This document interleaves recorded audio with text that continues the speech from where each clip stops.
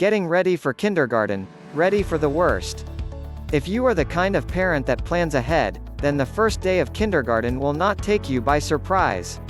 When the big day arrives, the clothes are all bought, the list the school gave you is complete, teachers' conferences are done, and you may have even used the last few months before school to help your little one bone up on the alphabet, on her numbers, shapes and colors, so that step into a formal educational setting will not be such a shock. It's like an invasion in a way. You are the general and you are preparing your troops to invade a foreign land to achieve an objective.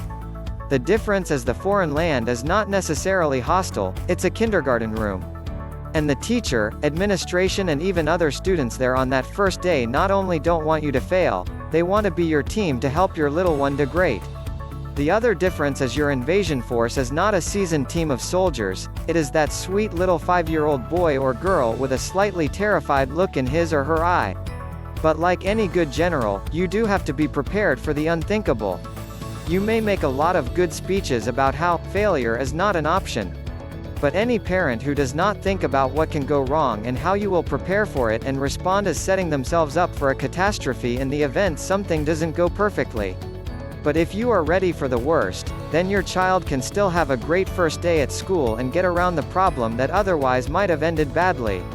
The first thing that springs to mind when it comes to accidents or something that might go wrong is with the wardrobe. In all the excitement and nervousness, if your child spills either on the way to school or during school and soils her garment to where it is not suitable for using the rest of the day, you might get that phone call to come and get your child. You don't want to have to take your child out of the classroom until it is absolutely necessary. You put so much time and effort into building up this big day that to your little boy or girl, if they have to leave the school during the day, it will seem like a tragedy even if it's only for the day. The solution for the wardrobe problem is one you may have already thought of, which is to send a change of clothes. By keeping emergency clothing at the school in your child's locker at all time, it is always there for her to change into and not see a major disruption to her school day.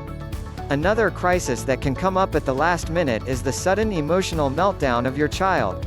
If she becomes hysterical with worry or overwhelmed by the newness of it all, it can be a serious issue if you in the drop-off line and you need her to go on into school.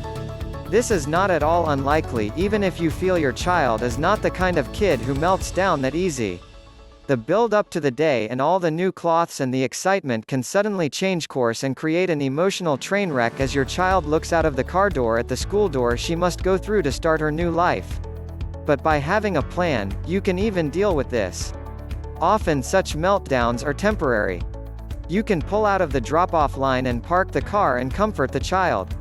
Above all, don't make her feel badly. Then if she knows it's okay, she might recover and go on in. Worst case, you walk her in. That is not a catastrophe at all. Your child must learn to cope with crisis. It is as much part of learning as books and assignments. And if she takes her cues from you that there is no crisis that cannot be adjusted to and no issue that cannot be solved, that will be a source of comfort and strength on that first day of school and for every day thereafter.